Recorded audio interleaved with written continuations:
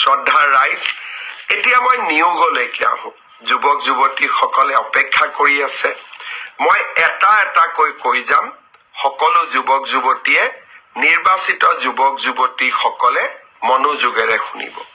আমি নৱেম্বৰ মাহৰ ভিতৰতে পুলিচ কনিষ্টবলসকলক নিযুক্তি দিয়াৰ ব্যৱস্থা কৰিম। পুলিচ কনিষ্টবলসকলক নিযুক্তি দিয়াৰ পিছদিনাখনেই আমি অন্তত আৰু 4,000 আৰক্ষী পদৰ বাবে আবেদন পত্ৰও আহ্বান কৰিম। অৰ্থাৎ নিযুক্তিৰ পৰম্পৰা আমি চলাই ৰাখিম, যাতে অসমৰ যুৱক যুৱতী কেতিয়াও আশাহত হ'ব নালাগে। মই চেষ্টা কৰিছো নৱেম্বৰৰ শেষত নহলে ডিচেম্বৰৰ প্ৰথম ভাগতে এডিআৰিৰ 4ৰ্থ আৰু 3য় বৰ্গৰ আমি নিযুক্তি পত্ৰসমূহ বিতৰণ কৰিম। প্ৰক্ৰিয়াটো চলি আছে, প্ৰক্ৰিয়াটো চলিব দিয়ক, কাৰণ এই প্ৰক্ৰিয়াটো স্বচ্ছ হোৱাৰ প্ৰয়োজনীয়তা আছে। এইখিনি সময়ৰ মাজতে আমি পোষ্ট গ্ৰেজুৱেট আৰু গ্ৰেজুৱেট টিচাৰৰো নিযুক্তিৰ কাম হাতত ল'ম। আপোনালোকে দিয়া অপশ্যন অনুসৰি আপোনালোকক যাতে আমি নিযুক্তি দিব পাৰো, তাৰ বাবে শিক্ষা বিভাগে ইতিমধ্যে কাম হাতত লৈছে।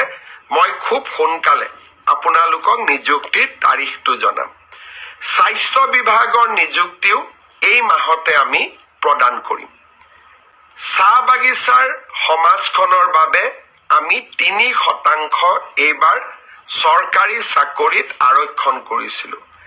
গোটেইকেইটা নিযুক্তি দিয়াৰ পিছত আমি চাহ বাগিচাৰ যুৱক যুৱতীসকলক পৃথকে 3% উত্তীৰ্ণ হোৱা যুৱক যুৱতীসকলক নিযুক্তি পত্ৰ প্ৰদান কৰিম। অৰ্থাৎ অহা 9 তাৰিখে আমি চাহ বাগিচাৰ যুৱক যুৱতীসকলক বাদ দি সকলোকে আমি নিযুক্তি দিম।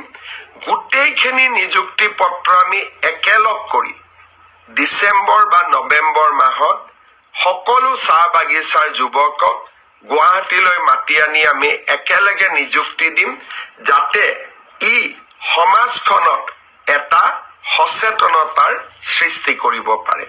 অৰ্থাৎ মই উত্তীৰ্ণ হোৱা যুৱক যুৱতীসকলক অনুৰোধ কৰিম যে আমি নৱেম্বৰ মাহ আৰু ডিচেম্বৰ মাহৰ প্ৰথম ভাগতে আমি নিযুক্তিৰ প্ৰক্ৰিয়া সম্পূৰ্ণ কৰিম। আপোনালোকে আমাক নিশ্চিতভাৱে সহযোগ কৰি যাব।